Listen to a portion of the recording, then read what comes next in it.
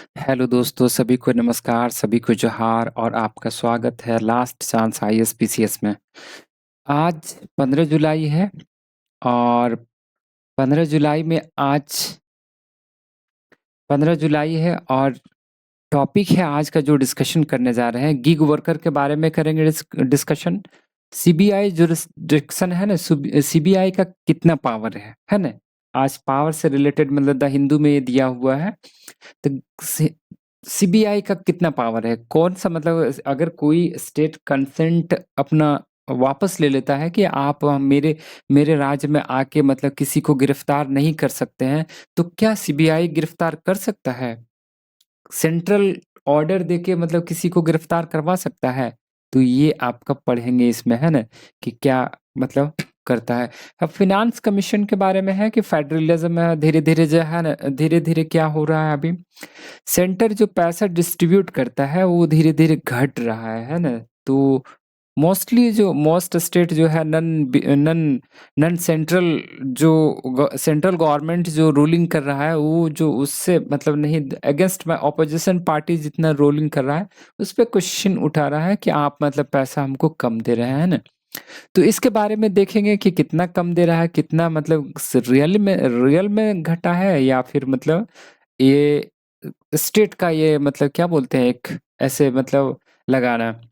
तो इसमें हम लोग देखेंगे हैं गिग वर्कर क्या है, सीबीआई देखेंगे, फाइनेंस कमीशन, फेडरलिज्म, ये सब देखेंगे। ठीक है, चलिए बताइए आप लोग कैसे हैं, ठीक ठाक है ना? मोटिवेशन, पढ़ाई कैसी चल रही है? पढ़ाई तो अच्छा चलना चाहिए भाई, है ना? पढ़ाई बगैर निकलेगा ही नहीं। मेंस आंसर राइटिंग कर रहे हैं, मेंस आंसर राइटिंग भी कीजिए, वो जो है ना वो नहीं कीजिए, मेंस आंसर राइटिंग नहीं कीजिएगा तो आपका पॉसिबल नहीं है भाई, ये जान लीजिए, है ना। पीटी से कुछ नहीं होगा।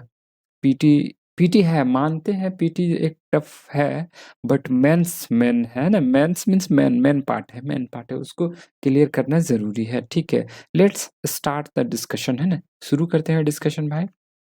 इससे पहले हम लोग देखेंगे कि ट्रम्प पे हमला हुआ है ना, ये कैंपेन कर रहे थे बेचारा, तो इस पे मतलब गन गन से मतलब इसको सट मतलब एक गन गोली लगा है एक, है ना, गोली लगा है, तो ये लेकिन ठीक है बेचारा, अच्छा है, ठीक है। तो ये हम लोग कह सकते हैं कि डेमोक्रेसी जो ओल्डेस्ट ओल्डेस्ट डेमोक्रेसी है अमेरिका, वहाँ भी थोड़ा थोड़ा अभी देख रहे हैं थोड़ा कट्टरतापन मतलब आ रहा है। ठीक है, कहीं न कहीं बेरोज़गारी का दिख रहा है असर, है ना? बेरोज़गारी का असर दिख ही रहा है ना? तो चलिए चलते हैं।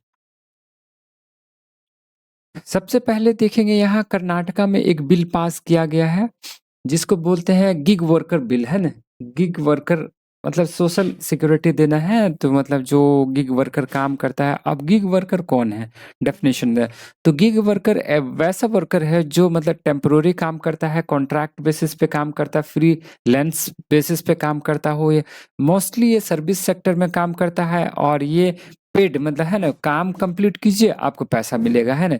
काम कंप्लीट कीजिए आपको पैसा मिलेगा। जैसे एग्जांपल में हम लोग जैसे फ्लिपकार्ट है ना, एग्जांपल में फ्लिपकार्ट, हम लोग कुछ मंगाते हैं फ्लिपकार्ट से, तो वो एक कॉन्ट्रैक्ट रहता है ना, कॉन्ट्रैक्ट रहता है कि आप इसको पहुंचा दीजिए, इतना आपको पैसा मिलेगा, है ना। चाहे चाहे बेस्ट एग्जांपल उबेर कैब है ना, उबेर एक कंपनी है ना, उबेर एक कंपनी है, वो बहुत सारा वर्कर को हायर करता है, और क्या करता है, और हायर करके मतलब जो है कार दे देता है ना, कि आपको आपको और वो मॉनिटर वो करता है कि आपको किसको ले जाना है, किसको नहीं ले जाना है।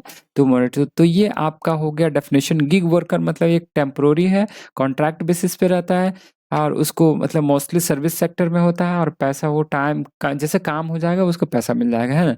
तो उसी को ये इंडिपेंडेंट कॉन्ट्रैक्ट भी हो सकता है, ऑनलाइन प्लेटफॉर्म कॉन्ट्रैक्ट भी हो सकता है, कोई फर्म है उसमें भी कॉन्ट्रैक्ट ले सकता है, या तो फिर मतलब है टेम्पररी वर्कर हो सकता है, ये सब सारा, है ना। ये एक सिंगल ऑर्गेनाइजेशन का नहीं होता है, ये ध्यान में रखिएगा, है ना। ये इसको जहाँ भी काम मिल जाए, कहीं भी कोई भी ऑर्गेनाइजेशन में काम मिल जाए, वो बोलेगा ठीक है, ओके भाई, हमको पैसे चाहिए, आप कर लीजिए, है ना। हम कर देते हैं, डिलीवर कर देते हैं। आप सिंपल से डिलीवर बॉय बोलते हैं ना, तो वो है। ये हो गया आपका। ये लास्ट मंथ क्या हुआ है, इसी लास्ट मंथ मतलब है एक बिल पास कर, ड्राफ्ट कर्नाटका में पास किया है, कर्नाटका में पास किया, platform based gig worker social security and welfare bill, ये पास किया गया है ना, social security and welfare bill 2024 में पाया।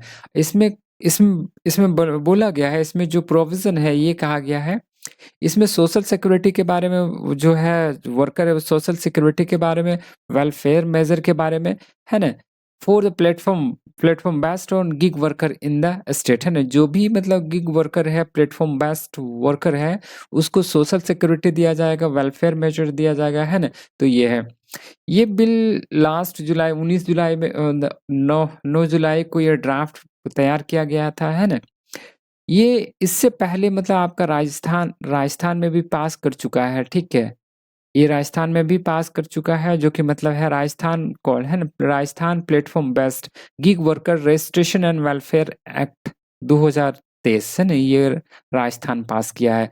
तो राजस्थान को देखा देखिए मतलब जो है कर्नाटका पास कर रहा है, ठीक है। ये गिग वर्कर के लिए है, ये बढ़िया ही है ना, अच्छा है। तो ये हम कर्नाटका में जो अभी इसमें मतलब राजस्थान से ही मिलता जुलता हुआ है, जुलता है, जो कि based on welfare board model है ना।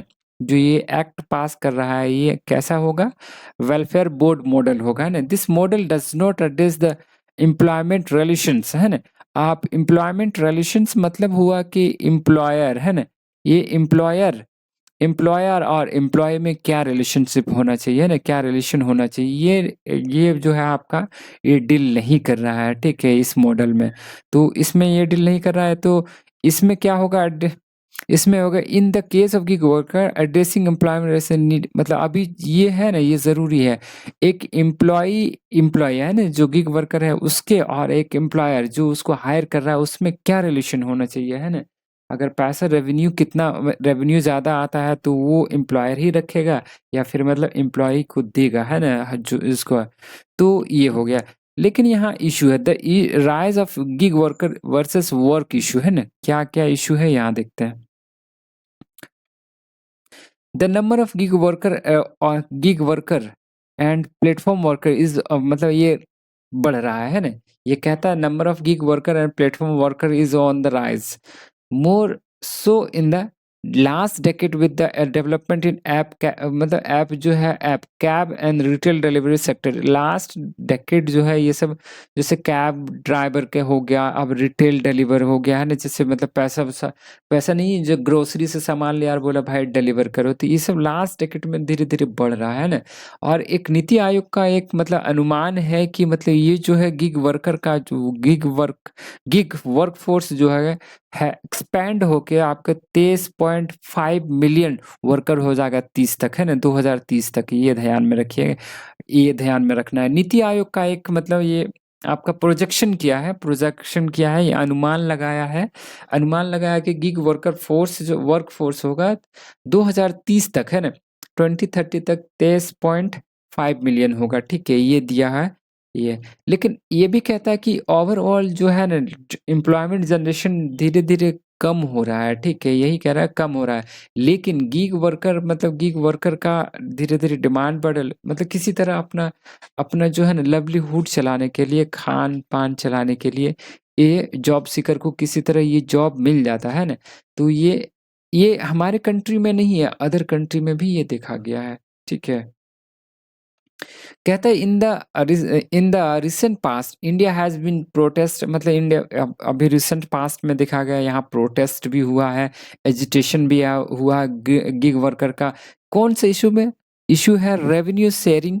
आप भाई एम्प्लॉई जो मतलब एम्प्लॉयर है और एम्प्लॉई है ना, इसमें रेवेन्यू शेयरिंग में है, कितना घंटा काम करना चाहिए, है ना, और अदर अदर मतलब जो है ना कंडीशन में, हाँ, अदर वर्किंग कंडीशन क्या होना चाहिए, इस सब में प्रोटेस्ट होते रहता है, ठीक है, एजिटेशन होते रहता है इंडिया में। तो मतलब ये कहना, ये इश्यू को सॉल्व करना तो बहुत ही डिफिकल्ट है ना, बहुत ही डिफिकल्ट है।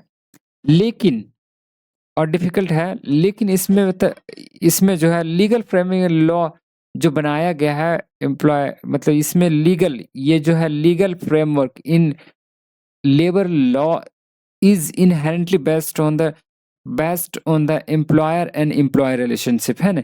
ये लीगल फ्रेम जितना भी होता है ना, ये सब में लीगल तो है नहीं, तो इसमें जितना लीगल है ये डिपेंड करता है आपका एम्प्लॉय और एम्प्लॉयर और एम्प्लॉय में, ठीक है? इसलिए इसमें कहा जाता है कि ये बहुत ही कॉम्प्लिकेटेड है, ठीक है? ये मामला बहुत ही कॉम्प्लिकेटेड इसलिए कि पहले ही ऑलरेडी मतलब एम्प्लॉयर जो हायर करेगा वो और उसमें मतलब कोई रिलेशन ही नहीं है। आप जस्ट लाइक ए कॉन्ट्रैक्टर, है ना? आपको टेम्पोरेरी बेसिस पे रखे हैं, आप काम कीजिए, पैसा लीजिए और भागिए, है ना? तो ये those who run the platform prefer to call मतलब जो प्लेटफ़ॉर्म चलाता है वो अपने आप को एग्रीगेटर कहता है, ठीक है? और एंड गिग वर्कर जो इन कॉन्ट्रैक्ट करता है, जो काम करता है मतलब इस प्लेटफ़ॉर्म के लिए एग्रीगेटर के लिए जो काम करता है, सामान-वामान जो डिलीवर करता है, तो वो कॉन्ट्रैक्टर हो गया या एम्प्लॉयर मतलब वर्कर हो गया, ठीक है? लेकिन यहाँ देखिए एग्रीगेटर्स जो होता है aggregator believe that they are providing the technology and bringing together independent worker and consumer, है ना? Independent worker are master of their own work and according to aggregator, है ना? ये कहता है कि हम टेक्नोलॉजी प्रोवाइड करते हैं, किसको प्रोवाइड करते हैं? आप वर्कर को, और ये जो है ना अपने आप को एग्रीगेटर कहलाता है, ठीक है? इसमें on the other hand worker in the gig economy consider aggregator as their employer as the condition of service and term of employment are set by the aggregator. For example ये दिया हुआ है आपका कि इसमें कह सकते हैं कि गिग वर्कर जो होता है gig economy consider aggregator as the employer, है ना? और कंडीशन ऑफ सर्विस ये एम्प्लॉय का देखना चाहिए इसको, ठीक है? यही दिया हुआ है इसमें।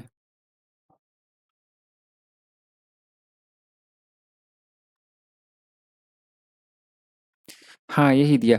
लेकिन ये भी दिया है आपका यूके में है, यूके में जो है आपका यूके में है, यूके में मतलब वहाँ का सुप्रीम कोर्ट है, एग्रीगेटर को जो क्या है ना एम्प्लॉयर ही कंसीडर किया गया है, जबकि ये कंडीशन यहाँ इंडिया में एम्प्लॉयर ही कंडीशन किया मतलब ये मतलब वहाँ का जो कोर्ट है, सुप्रीम कोर्ट है, आपका जो सुप्रीम कोर्ट है उसने ये डिसाइड मतलब उबेर वहाँ एक था, उबेर मतलब जो कैब वाला है, तो उसको एम्प्लॉयर ही घोषित कर दिया। अब जो है ना ये एम्प्लॉयर और एम्प्लॉय में दोनों में कितना शेयर होना चाहिए वो होता है। लेकिन इंडिया में gig and the platform worker को कोड ऑन सोशल सिक्योरिटी, है ना?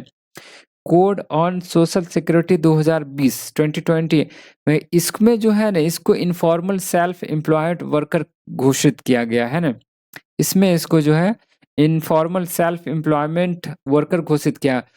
और इसको यहाँ तक कि मतलब और दूसरा जो है दूसरा लेबर लॉ है, जैसे आपका code of ways, industrial relationship code and occupational safety and health and working condition code, ये सब में तो इसका मतलब कोई मतलब मतलब मेंशन भी नहीं किया गया है, इसमें किया गया है खाली, ठीक है? कोड ऑन सोशल सिक्योरिटी में तो गिग वर्कर का किया गया है मेंशन, बट जो है और 3-4 है इसमें नहीं। लेकिन ये जो राजस्थान और ये क्या है एक अच्छा ही लीगल लैंड एक घोषित मतलब ये एक अच्छा काम कर रहा है, ठीक है? उसी तरह लाइक द राजस्थान, कर्नाटका जो है ना इसको जो इश्यू इसको हटा दिया है ना, जैसे स्कर्टेड कर दिया है इश्यू, जैसे हो गया defining employment relation in gig worker, है ना? और इसमें ये भी है it has preferred the term aggregator for app company, है ना? इसको मतलब जो है ना ये एक्ट में जो है अपने आप इसको जो एग्रीगेटर कंपनी ये कंपनी ऐप कंपनी है उसको एग्रीगेटर ही कहा गया है, एम्प्लॉयर नहीं कहा गया है। Without the recognition of employment relation protective labor law that ensure a minimum wage, occupational safety and health, working hours, and live entitlements and the right to collective bargaining cannot be applied, है ना? जब तक कि इसको employ नहीं घोषित करता है तब तक ये इसको नहीं मिलेगा, है ना? This important issue remain unresolved in gig worker, है ना? ये कंडीशन है, ठीक है? मतलब एग्रीगेटर को एम्प्लॉयर का डेफिनेशन जब तक नहीं मिलेगा तब तक ये सब डिमांड नहीं तब तक इसको जो है आपका गिग वर्कर है उसको ये सब जैसे हो गया आपका employment relationship, protective labour law, ये सब चीज़ नहीं, मिनिमम वेज हो गया, ऑक्यूपेशनल सेफ्टी एंड हेल्थ, ये सब नहीं मिलेगा। वर्किंग आवर एक दिन में कितना काम करना चाहिए, ये सब नहीं मिलेगा, है ना। तो सबसे पहला टारगेट है कि एग्रीगेटर को एक एम्प्लॉयर डिसाइड मतलब घोषित किया जाए, है ना, लेकिन सरकार नहीं कर रही है ये, ठीक है। तो ये हो गया आपका। तो इसमें क्या होता है, ये मिनिमम अर्निंग्स नहीं मतलब गारंटी नहीं है वर्कर का, ठीक है। ये गारंटी नहीं कि एक दिन में कितना घंटा मतलब काम करना चाहिए, कितना अर्निंग होना चाहिए, ये सब नहीं। There is no regulation on working hour, है ना। वर्किंग आवर का रेगुलेशन भी नहीं है। और आपका जो है अगर कोई इंसिडेंट होता है तो उसमें भी आपका कैब ड्राइवर जैसे सब इंसिडेंट होता है तो इसमें कोई जवाबदेही नहीं है, ठीक है, उसमें आपका एग्रीगेटर का। अगर ये वही सब सारा लिखा है इसमें, है ना, यही सब सारा लिखा है। तो चलिए आगे चलते हैं। कोर इश्यू मतलब इश्यू क्या है आपका, जैसे मतलब वेलफेयर बोर्ड मॉडल मतलब जो राजस्थान और आपका अभी जो कर्नाटका अडॉप्ट कर रहा है ये जो है ना आपका, but it does not replace the institutional security benefits. मतलब जैसे आपका ये नहीं मिलेगा, प्रोविडेंट फंड नहीं मिलेगा, ग्रेच्युटी नहीं मिलेगा, मैटरनिटी बेनिफिट नहीं मिलेगा, ये सब चीज़ आपका नहीं मिलेगा इसमें, ठीक है। इसलिए कि इसमें तो आप तो पहले मतलब देख लिए हैं ना, ये सब यहाँ दिया है। Historically welfare board model has been poorly, ये भी कहा गया कि मतलब जो है वेलफेयर बोर्ड मॉडल इसको मतलब इम्प्लीमेंटेशन भी अच्छा से नहीं हुआ। तो इससे पहले भी मतलब देखा गया कंस्ट्रक्शन वर्कर वेलफेयर एक्ट इतना, और आपका अनऑर्गेनाइज्ड वर्कर्स सोशल सिक्योरिटी ये भी मतलब जो है ना अच्छा से मतलब अच्छा से इम्प्लीमेंट नहीं किया गया। तो ये क्या मतलब गारंटी है कि ये जो एक्ट पास कर रहा है कि ये सही तरीके से इम्प्लीमेंट करे, नहीं करेगा। हमको मतलब वही है कि नहीं करेगा, ये कहना है इसका, ठीक है। तो वही सब यह मिनिमम एक वीक में कितना काम करने से वीकली पेमेंट मतलब होता है, तो ये सब सारा दिया है इसमें।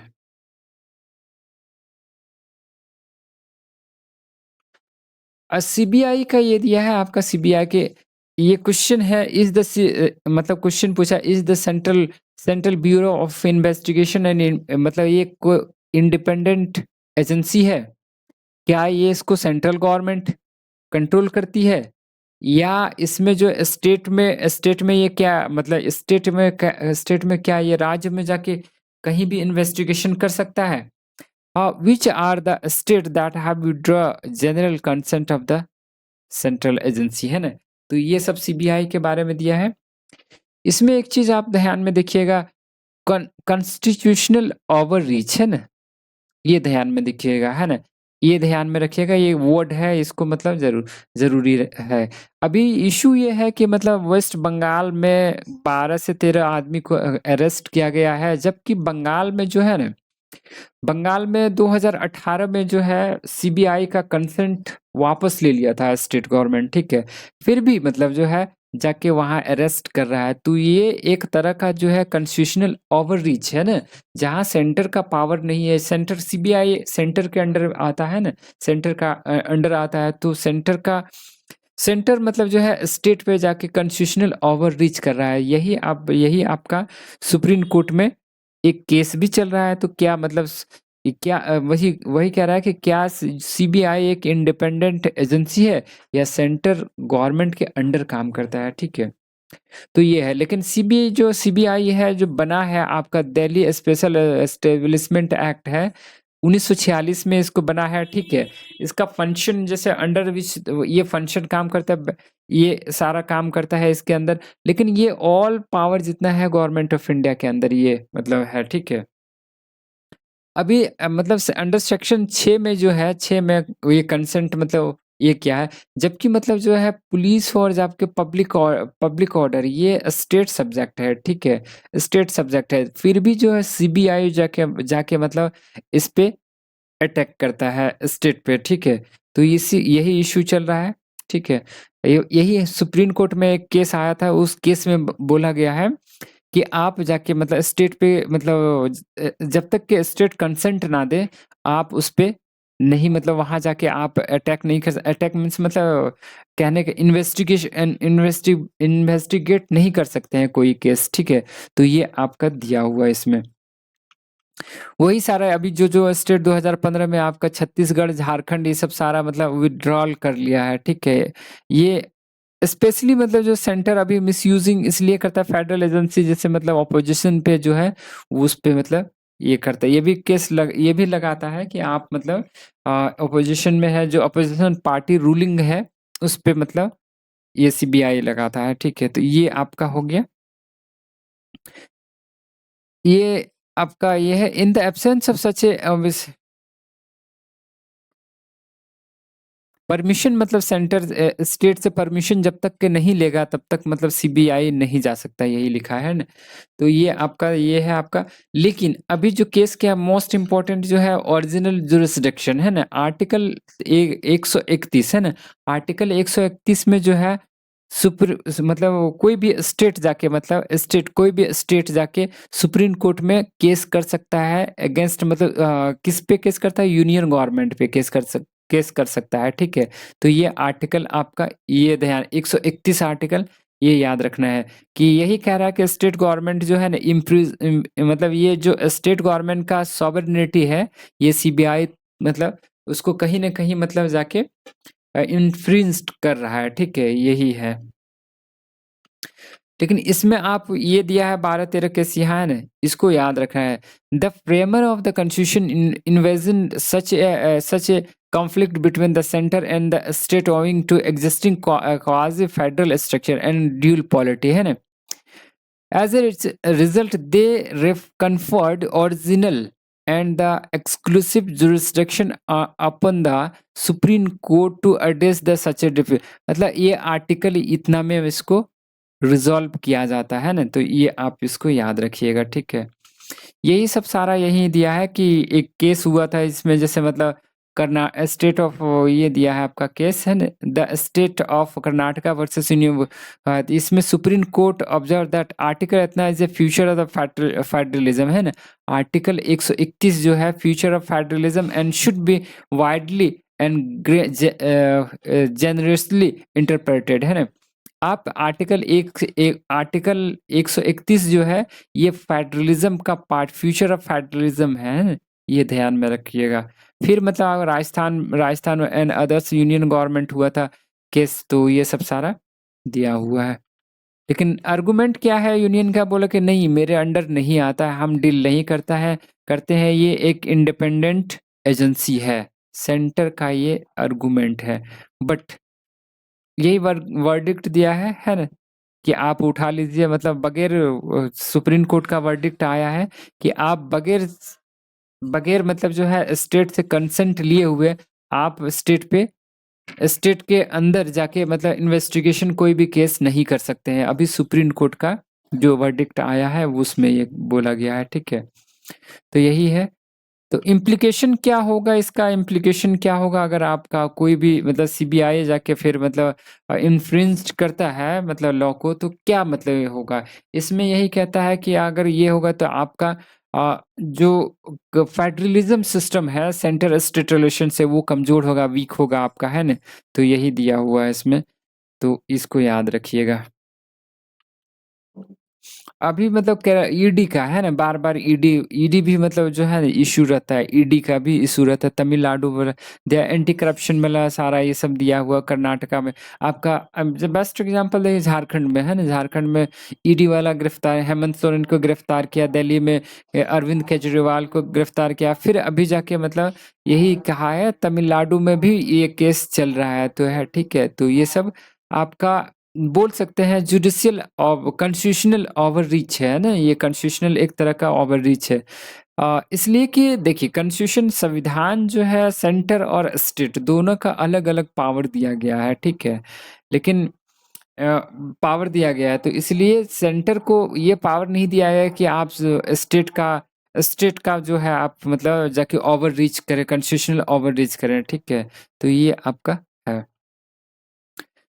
फ़ाइनेंशियल आप मतलब अलग-अलग स्टेट का फ़ाइनेंस जो है अलग-अलग ट्रांसफ़र कर रहा है, तो क्या ये है? देखिए, इसमें दिया अगर ये है one of the reason for मतलब अगर ये भी रीज़न देखा जाए कि स्टेट का जो है आपका अ, रेवेन्यू जो है घट रहा है, क्यों घट रहा है? घटने का वजह है cess, surcharge, revenue collection from the union territory and tax expenditure ये सब बढ़ा दिया गया है, ठीक है? ये सब बढ़ाने की वजह से जो है आपका स्टेट का जो है रेवेन्यू घट रहा है, ठीक है? अब सेस जो है सेंट्रल गवर्नमेंट ये डिस्ट्रीब्यूट नहीं करता है, सरचार्ज ये भी डिस्ट्रीब्यूट नहीं करता है, revenue collection from union territory है ना, ये भी मतलब ये कम कर दिया है।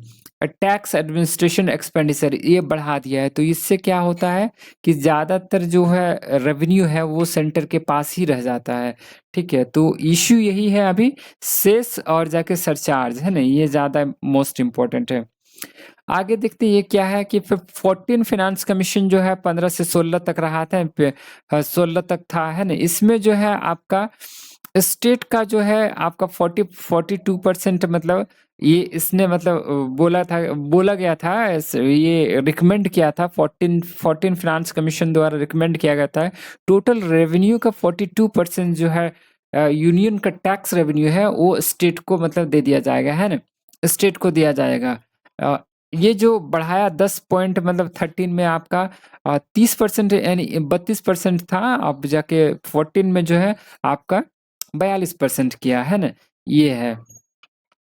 फिर 15 में आया तो 41% कर दिया, इसलिए 41% कर दिया कि जम्मू एंड कश्मीर यूटी उसको घोषित कर दिया तो 1% रख लिया है ना, तो वही वही इसमें लिखा हुआ है, ठीक है?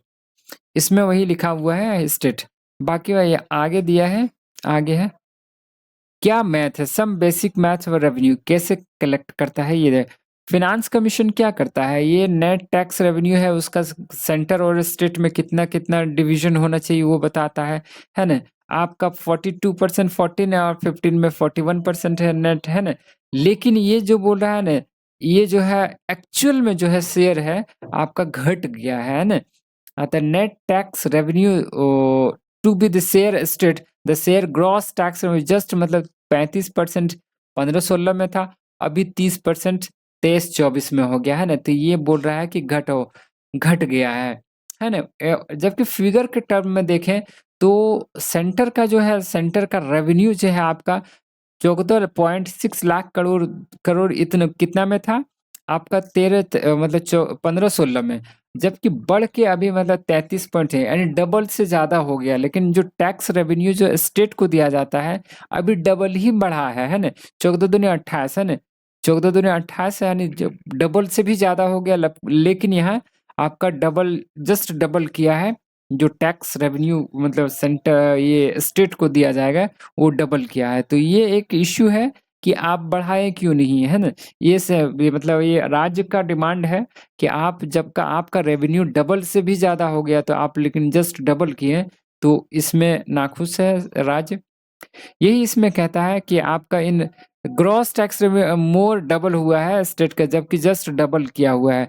ग्रांट इन एड है ना, जो ये फिनांस कमीशन द्वारा ग्रांट इन एड जो स्टेट को दिया गया है ये मतलब है ना, ग्रांट इन एड मतलब जो दिया जाता है वो घट गया है ना, ये ग्रांट्स इन एड जो स्टेट को दिया जाता है वो घट गया है अभी, तो इसको भी ध्यान में रखना है।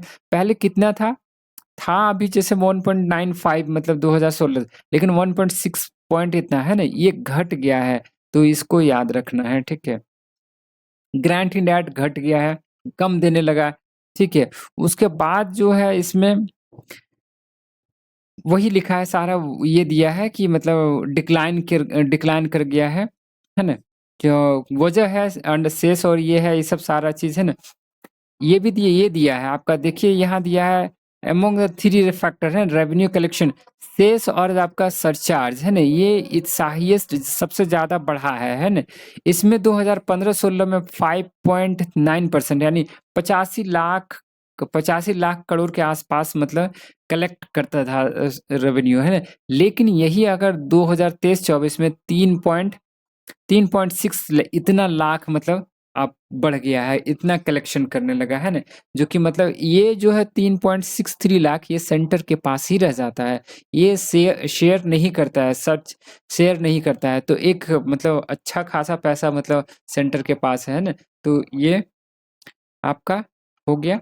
उसके बाद ये कहता है कि मतलब ये सब हो गया, जीएसटी के अंदर वो नहीं आता है ना, जीएसटी के अंदर नहीं आता है। ये पैसा डिमांड मतलब जैसे ये सेंटर का ये है, कहना है कि हम कंपनसेशन जो दे रहे हैं ना, इसलिए बढ़ा रहे हैं सेस और सरचार्ज है ना, लेकिन अब कंपनसेशन भी देना बंद हो गया, तो ये हो गया।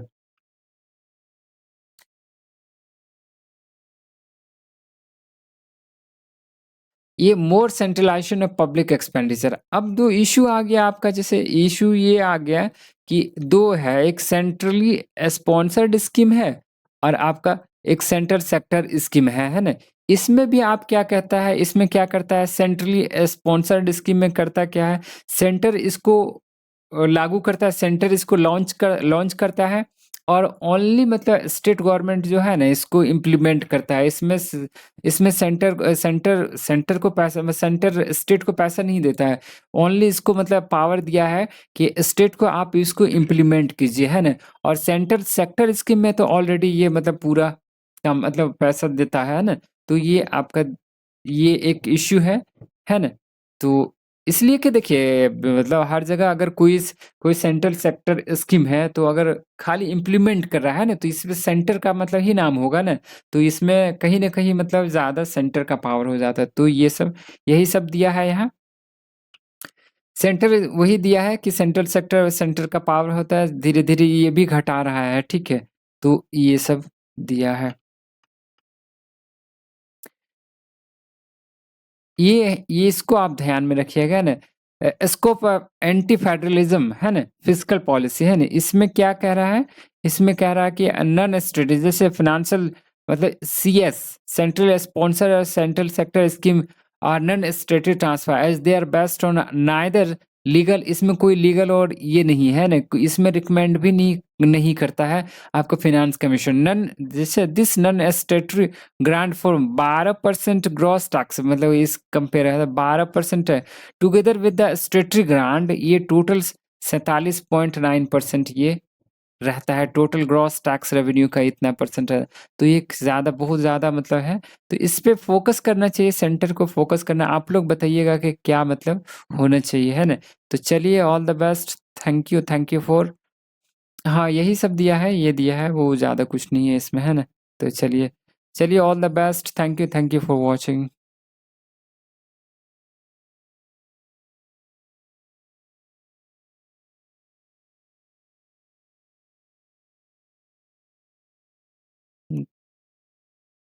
अच्छा,